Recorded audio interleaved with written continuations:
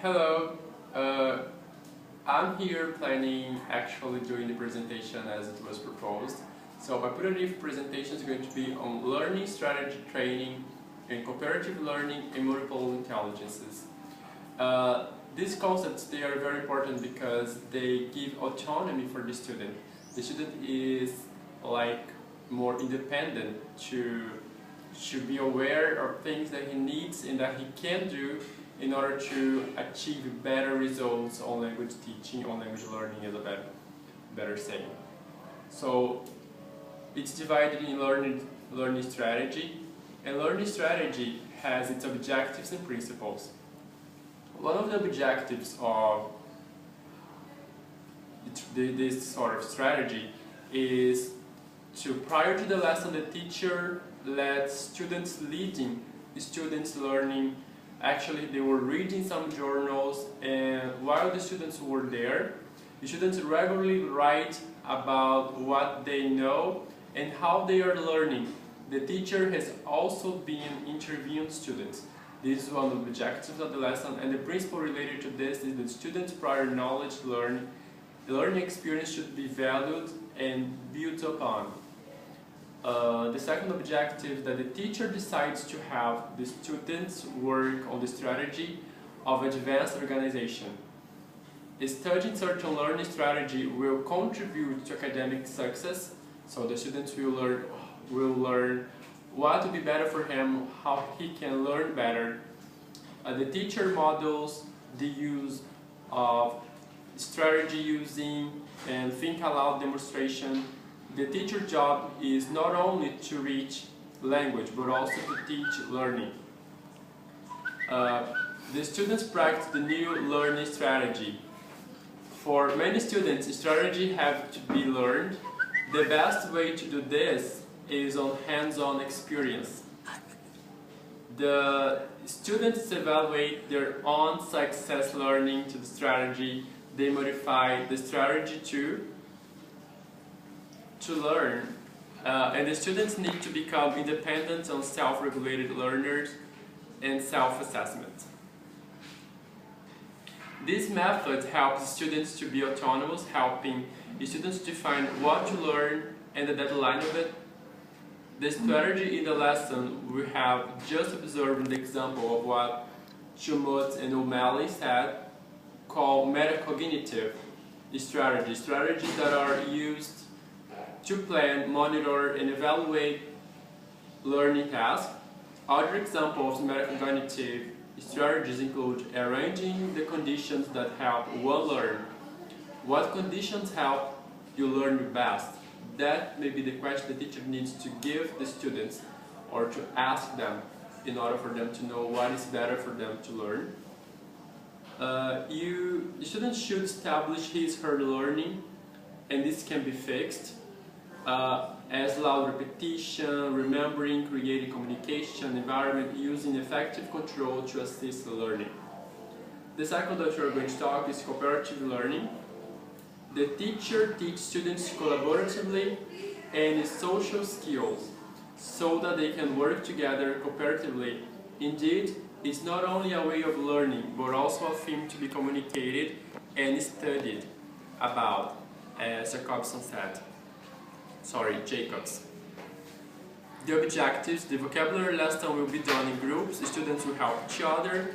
The principles are positive interdependence. Students are going to support each other and no comparison will take place. No competition, better say. The students ask which group they would stay.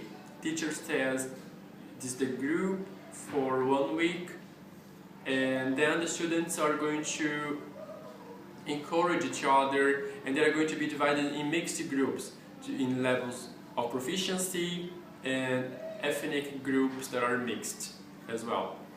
The criteria is given by the teacher, and students can judge better their assignments. Individual efforts are group rewarded by the group as a whole. The students are to work on social skills to encourage each other, acknowledging, contributing, and helping others, fundamentals to interaction, etc. The students take the rest individually. Groups move back together to compare and combine scores. Responsibility and accountability for each other learning is shared. So the achievement is more organized in group. So the group as a whole is controlling. The group as a whole is also autonomous for the productions and for the achievements in learning. Multiple intelligence. Multiple and different learning possibilities should be considered while teaching. Hatch further distinguish between learners who are data gatherers and those who are rule formers. Data gatherers ones are fluent but inaccurate. The rule formers are more accurate but often speak haltingly. Related work by psychologist Howard Gardner on multiple intelligence has been influential in language teaching circles. Teachers recognize multiple intelligence of their students, acknowledge that students bring with them specific and unique strengths which are often not taken into account in classroom situations.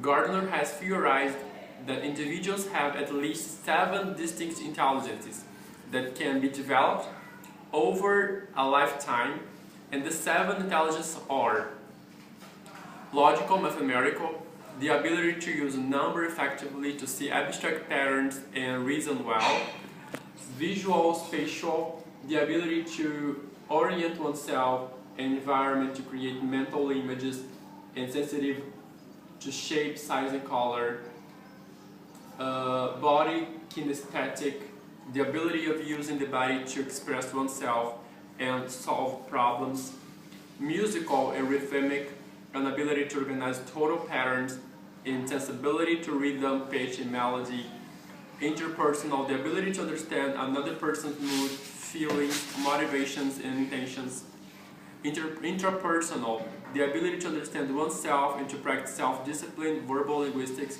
and verbal linguistics, that is the ability of using language creatively and effectively.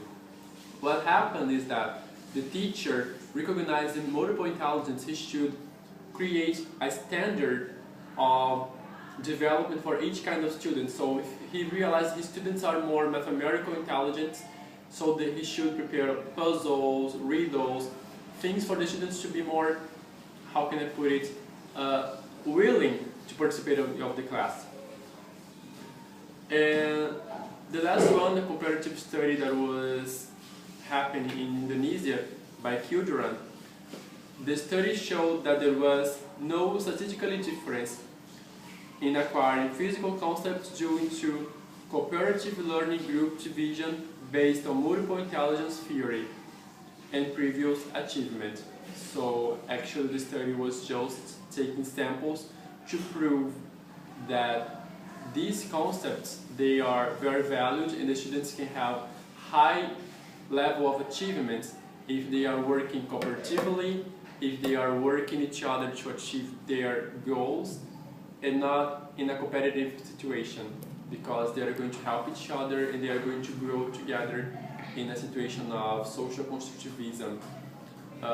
Actually, this was my presentation. Thank you very much. I hope that I have helped you. Have a nice week. Bye.